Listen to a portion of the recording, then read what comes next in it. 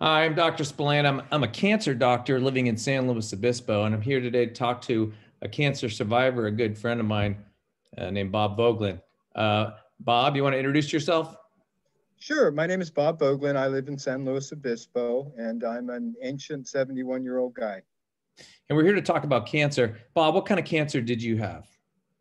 I had throat cancer. It was spotted as a tongue, very small speck called tongue cancer, and it migrated to my lymph nodes. And did you know anything about the human papilloma virus at the time that you had this cancer? I had never heard of that at all, so I was surprised when I heard of the increase in problems with it. So yeah, human papilloma virus, it's a virus that causes today about 75% of cancer of the head and neck. Back 15 to 20 years ago, we thought maybe it was causing maybe about 15%. So there's clearly a huge rise in the incidence of HPV or human papilloma virus related cancer. Today, about 35,000 Americans every year are affected by an HPV related cancer. It's the same virus that causes warts, and people continue to be infected. About 14 million people a year get infected with HPV, mostly teenagers and young adults. In fact, kids who are in their first year of college are the people that are most likely to get infected. It's a cancer that causes oropharyngeal cancer, cancer of the head and neck, but also cervical cancer and other genitalia cancers.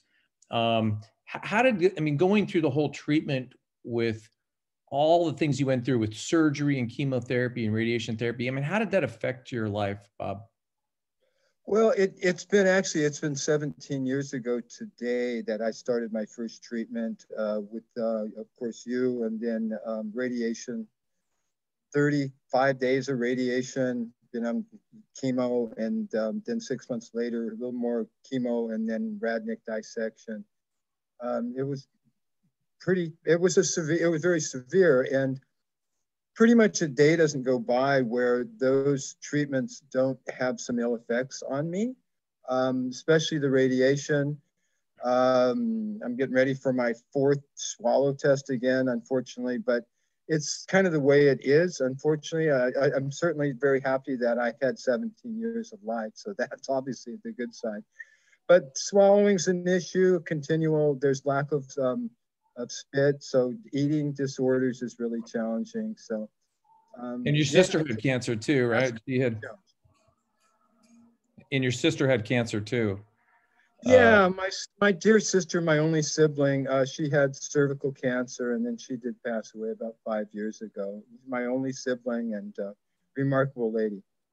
so, I mean, what would you tell people that that in terms of there is a vaccine that can eliminate this type of cancer? I mean, it's really the first type of cancer that we as humans have the opportunity to completely eliminate through a vaccination program. And what would you tell people about that Oh opportunity? my gosh, I couldn't stress it as much how important it would be and vital it is to get to the vaccination. If I knew about that, if my sister knew about that, well, she would probably still be alive, and I wouldn't have had to gone through the challenges that I have gone through with the somewhat severe treatments for throat cancer. They were just figuring that out in 2006. So it was just right, just a little bit after you had gotten diagnosed, but that's when they made the connection of HPV to oropharyngeal cancer. And that's also the same year that the Gardasil vaccine got approved by the FDA. And so over the past 15 years, there's been over 300 million doses given worldwide. It's close to 100% effective and virtually no side effects based on all the testing that's been done. And in this day and age, when we're talking about vaccinations for COVID, it's pretty incredible that we've had this vaccine around for that long, and we know it's almost 100% safe and it's almost 100% effective. And we know that if we can get to that 80% herd immunity that everybody keeps hearing about with COVID, if we get to 80% to 85% herd immunity with this vaccine, we would eliminate that cancer that affects 35,000 Americans every year. And I mean, I think that's a pretty dramatic improvement that I think people are not really aware of. In California, we're probably around 25% of vaccinating people who should be vaccinated. And it's both men and women. So young men, young women up to age 45 really are qualify for the vaccine. It's not even truly a virus. It is proteins that are based on the virus. So it's called viral-like proteins. So you're really not getting a virus. So there's no possibility you can get infected with the vaccine.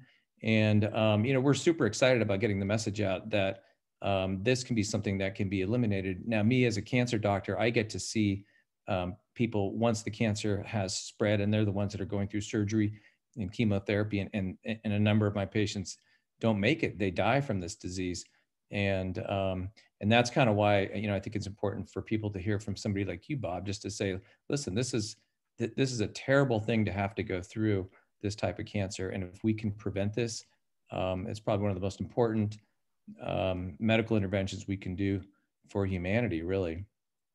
Any other thoughts, Bob? Without a doubt.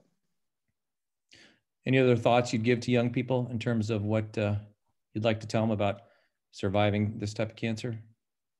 Well, it's certainly really a challenging one. Like so many cancers are so difficult to get through. Personally, myself, was a pretty high performance surfer when I got my cancer, and certainly used the surfing to help get me through it, and with the positive energies that surrounds the ocean. So I guess, and I do mentor a fair amount of people that are going through my types of cancer. And what my number one thing is for those who are going through it is find a passion and try to embrace it to help you ride through those very difficult times. I think it's just remarkable that there's a vaccination that could eliminate this whole deal that I had to go through for the last 17 years. Not that I'm cured of cancer, but the treatments leave their mark on people, especially head, neck, and throat people, and it's just brutal. So, geez, get vaccinated would be my advice, and there should be no question whatsoever not to do that, and have your parents tell your parents to slap you if you don't. Sorry, I guess that's talk briefly about the organization that you started up here in San Luis Obispo. Well, certainly, it's become my passion for these last 10 years. We've been rolling, and of course, I contacted yourself and lovely Karen at the beach at Shell Beach, and I said, hey, let's start a nonprofit to have a little surf contest to raise a couple dollars to help people dealing with cancer, and that to donate directly to the Breast Cancer Resource Center, which is a free service to help people going through cancer.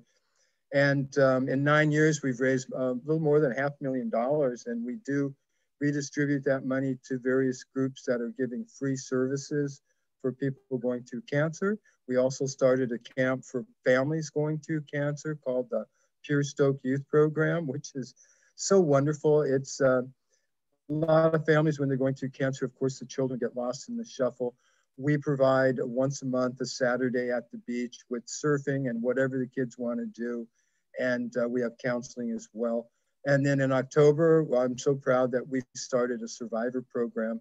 Our first one was very successful, was specifically for women. And there are 28 women in the program. And boy, the most positive thing I heard during that day, which there were many positive things, was a lady told me that this was the best day since she had started her cancer experience. The day with us at our survivor program was the best day that she had had.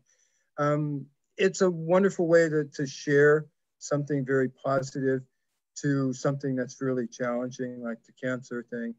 And we're very successful at it. And I'm really proud of what we're doing. And I'd like to continue to see us grow and grow, to just simply help more people by paying tribute to surfing. But through the surfing, we really help people that are dealing with this god-awful, horrible cancer. Well, thanks for talking to us, and thanks for turning what was a terrible experience into such a positive thing. You've made such a huge impact on so many cancer patients and their families. So thank you for everything you've done, and thanks for talking to me too. Thanks, Tom. It's really been a pleasure being with you with Surfing for Hope, and you were so helpful with my wife and I going through our cancer experience. I thank you. Okay, Bob. All right. Peace and love, brother. Thanks, bro.